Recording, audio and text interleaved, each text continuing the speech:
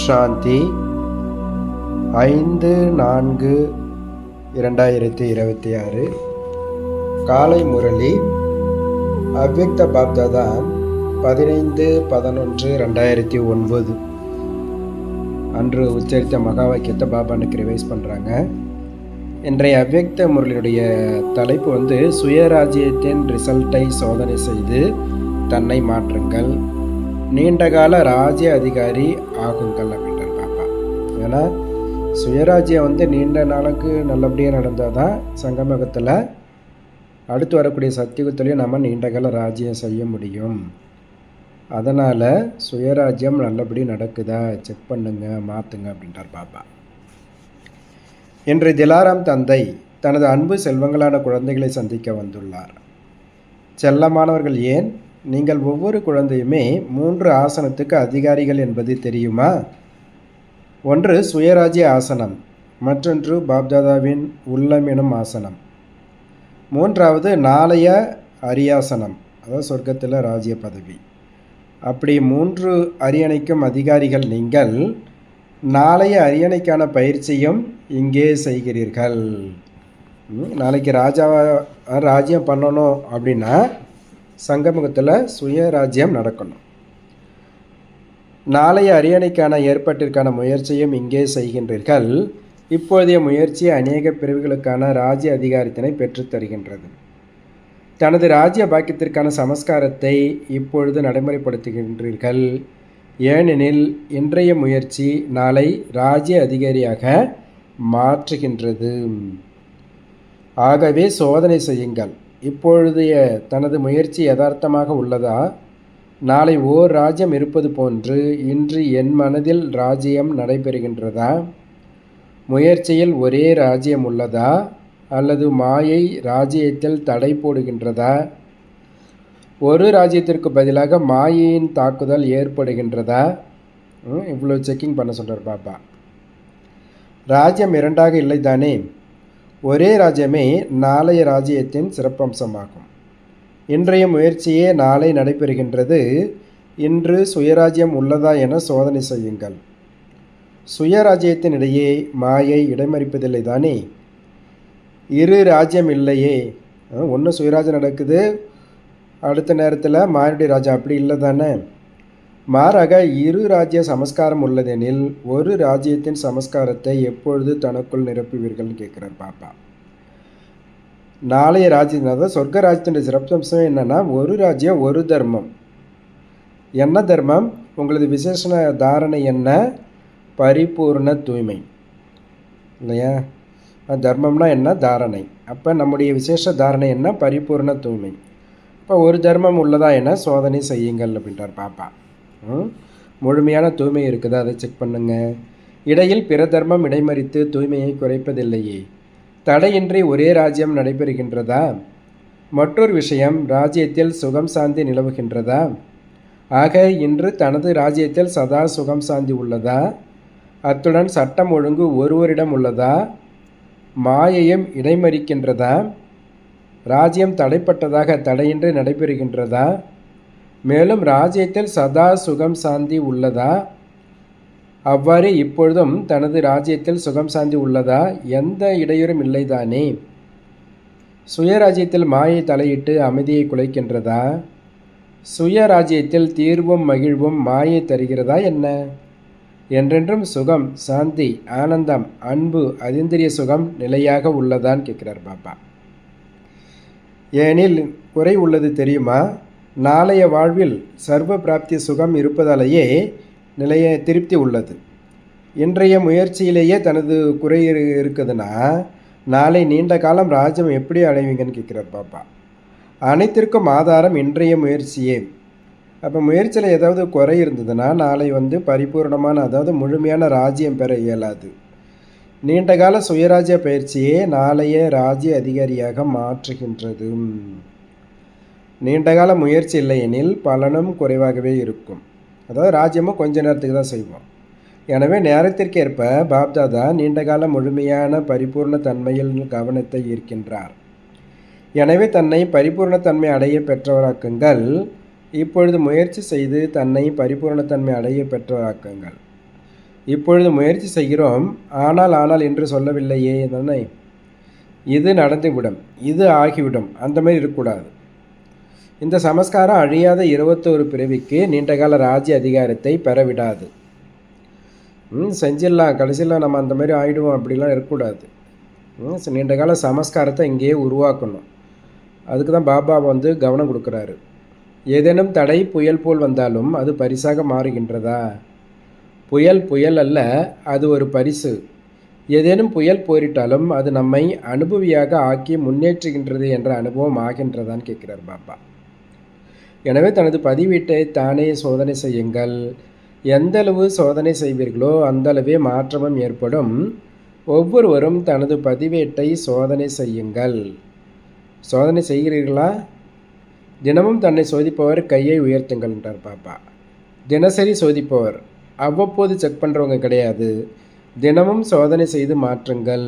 ஏனெனில் நேரத்தின் முக்கியத்துவத்தை பாப்தாதா நீண்ட காலமாகவே கூறி வருகின்றார்.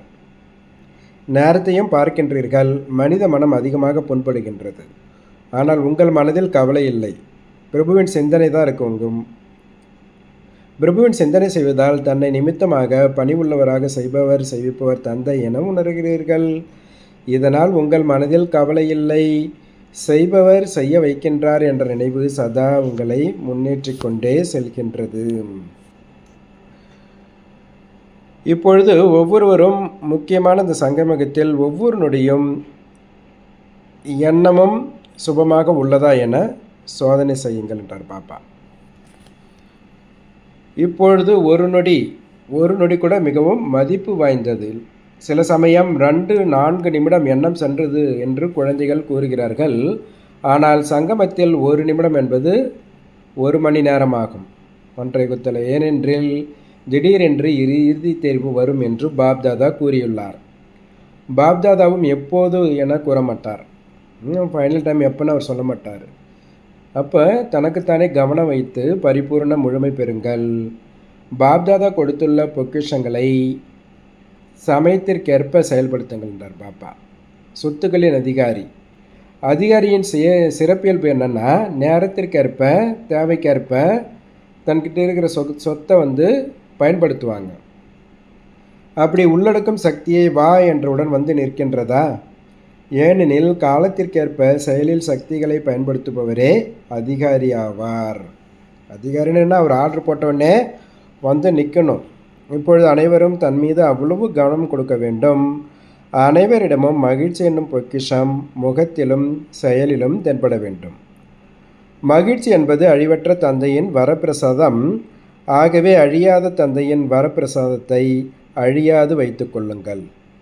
மகிழ்ச்சியை போன்ற மருந்து வேறொன்றுமில்லை என்று சொல்லப்படுகின்றது. மகிழ்ச்சி போன்ற சொத்தும் வேறில்லை.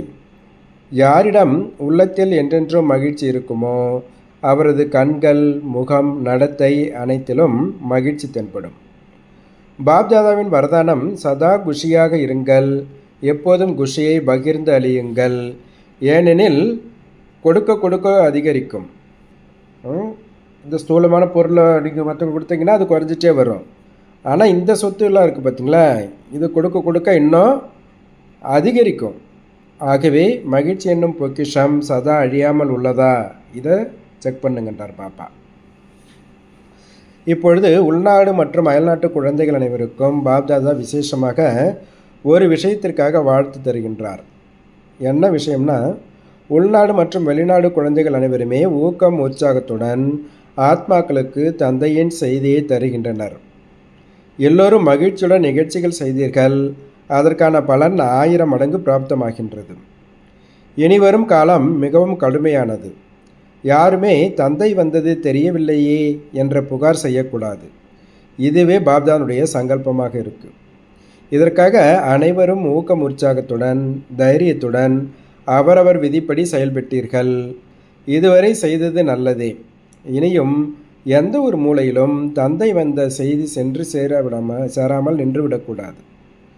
இதில் தன்னை சுயமுயற்சியும் முன்னேற்றமும் அடைகின்றது. உலக ஆத்மாக்களுக்கும் நன்மை ஏற்படுகின்றது. சேவையினால் நமக்கும் நன்மை இருக்குது. யாருக்கு சேவை செய்கிறோமோ அந்த ஆத்மாவுக்கும் நன்மை ஏற்படுது. அனைவருக்கும் இந்த நிகழ்ச்சி பிடித்துள்ளது அல்லவா? அனைவர் மீதும் இரக்கம் வையுங்கள் என்றே மீண்டும் மீண்டும் பாப்தாதா கூறுகின்றார். இப்போதெல்லாம் துக்கம் அமைதியின்மையால் அனைவரும் மனதால் கூறுகின்றனர், இருப்பவர் அனைவருக்கும் இரக்கம் காட்டுங்கள், கருணை செய்யுங்கள் என்று. குழந்தைகளாகிய நீங்கள் தான் அப்பாவுடைய துணையாக ஆகிறீங்க. உங்கள் மூலமாக தான் ஒவ்வொருவரையும் கருணமுல்லை கொண்டவராக பாபா பார்க்க விரும்புகின்றார். இந்த துக்கமயமான உலகம் சுகமயமாக மாற வேண்டும் என்பது தானே உங்கள் விருப்பம். சுகமயமான உலகம் வருவதற்கு துக்கம் அசாந்தி விநாசமாக வேண்டும். அதனால் சூழ்நிலை அனைத்தும் மாற்றமடைகின்றது. இன்றைய செய்தி பாபா தருவது இதுவே. நினைவில் வையுங்கள், மனம் சொல் செயல் நடத்தையில் சேவையின் வேகம் துரிதமடையட்டும். தனது ராஜ்யத்தை அருகே கொண்டு வாருங்கள் அப்படின்றார் பாபா. இன்று பாப்தாதா கூறிய சுயராஜ்ய அதிகாரியாகி சுயராஜ்யத்தின் ரிசல்ட்டை சோதனை செய்வதால் நீண்ட காலம் மாற்றம் செய்ய முடியும். ஏனெனில் நீண்டகால ராஜ்யம் நடத்த இது மிக அவசியமாகும். நீண்டகால முயற்சியை நீண்டகால பலனை பெறும் அதிகாரியாக மாற்றும். நீண்டகால முயற்சி என்பதனை அடிக்கோட்டிட்டு வையுங்கள், சோதனை செய்து மாற்றுங்கள் என்றார் பாபா. நாலாபுரமும் உள்ள பாப்தாதாவின் உள்ளமெனும் ஆசனத்தில் உறைந்துள்ள குழந்தைகள் ஒவ்வொருவருக்கும் பாப்தாதா தினமும் அமிர்த வேளையில் சிறப்பான சக்திகளை வழங்குகின்றார். அமிர்த வேளையில் சிறப்பாக வரதானமும் சக்தியும் தருகின்றார். அமிர்த வேளையில் விசேஷ சக்திகளை வரதானமாக பெறுபவர்கள் தீவிர முயற்சியாளர் ஆகின்றனர். அமிர்த வேளையின் மகிமை புரிந்து பாப்தாதாவின் உள்ளமெனும் ஆசனத்தில் அமர்ந்திருங்கள். விசேஷமாக கவனம் வைக்கின்ற குழந்தைகளுக்கு பாப்தாதா தினமும் ஆகா குழந்தாய் ஆகா என்ற சான்றிதழும் தருகின்றார். நாலாபுரமும் உள்ள தீவிர முயற்சியாளர்கள் ஒவ்வொரு நேரமும் பாப்தாதாவை தன் துணையாக வைத்து இணைந்திருக்கும் பயிற்சி செய்யும் குழந்தைகளுக்கு பாப்தாதா சிறப்பு வரதானம் தருகின்றார். சதா பறந்து கொண்டே இருங்கள் என்ற வரதானத்தை கொடுக்கிறார். பிறருக்கும் பறப்பதற்கான ஒத்துழைப்பு கொடுத்து பறக்க வையுங்கள். அனைவரும் வெற்றியாளரே. வெற்றிக்கான பலன் பாப்தாதா என்றென்றும் ஆசிகளாக வழங்கி கொண்டிருக்கின்றார். அமரராகி அனைவருக்கும் அமிர்தம் வழங்கி கொண்டே இருங்கள். நாலாபுரமும் உள்ள குழந்தைகளுக்கும் பாப்தாதாவிற்கு எதிரில் உள்ளனர். ஒவ்வொரு குழந்தையிடம் பாப்தாதாவிற்கு உள்ளபூர்வமான அன்பு உள்ளது. ஏனெனில் ஒவ்வொரு குழந்தையிடமும் ஏதேனும் ஒரு சிறப்பு அம்சம் உள்ளது. இப்பொழுது அநேக விசேஷத்தன்மைகளால் தன்னை விசேஷ ஆத்மாவாக மாற்றிக்கொண்டு முன்னேறி கொண்டே இருங்கள். பாப்தாதாவின் ஒவ்வொரு குழந்தைகளுக்கும் தனித்தனியே பன்மடங்கு அன்பு நினைவுகள் உரித்தாகுக. நல்லது சந்தித்து கொண்டே இருப்போம்ன்றார் பாபா. அடுத்து பாபா தாதிமார்களோட, இரட்டை அயல்நாட்டு மூத்த சகோதரிகளோட, உத்தரப்பிரதேச சேவாதாரிகள் அவங்க கூட பாபா பேசுகிறாங்க. பாபா இன்னைக்கு வரதானம் கொடுக்குறாரு. குழுவில் ஒத்துழைப்பு மூலம் வெற்றி பெற்று அனைவர் மீதும் சுப சிந்தனையாளர் ஆகுக. குழுவில் ஒருவருக்கொருவர் உதவி செய்து சுப சிந்தனை செய்வதால் ஒத்துழைப்பு எனும் கோட்டை நல்ல விந்தை செய்யும். அந்த ஒத்துழைப்பு இருக்கும்போது அது மேஜிக் பண்ணுன்றாரு. ஒருவருக்கொருவர் மீது சுப சிந்தனை எனும் ஒத்துழைப்பு இருந்தால் மாயைக்கு கோட்டைக்குள் உள்ளே வர தைரியம் இல்லாமல் போகும். ஆனால் அதற்காக குழுவில் ஒத்துழைப்பு சக்தி வர வேண்டுமெனில் எத்தனை விஷயங்கள் வந்தாலும் எவ்வளவு பொறுத்து கொள்ள வேண்டியிருந்தாலும் எதிர்கொண்டு வெற்றி அடைந்து காண்பிப்பேன் என்ற திட எண்ணம் வேண்டும். ஸ்லோகன் சொல்கிறாரு, எந்த ஒரு ஆசையும் நம்மை நல்லவராக ஆகிவிடாது. எனவே ஆசை என்றாலே என்னவென்று தெரியாதவராகுக அப்படின்றார் பாப்பா. நல்லது. ஓம் சாந்தி, ஓம் சாந்தி, ஓம் சாந்தி. நன்றி பாபா.